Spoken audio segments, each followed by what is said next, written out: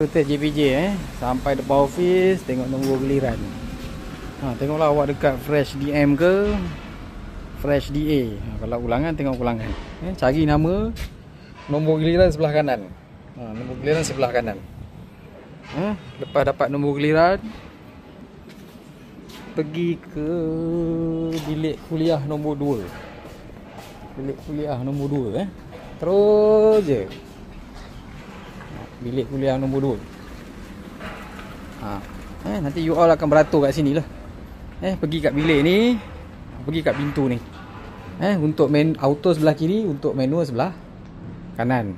Okey, dah dapat nombor giliran, pakai kat baju, lepas tu pergi dekat pondok kereta sana tu, depan sana, pondok A tu.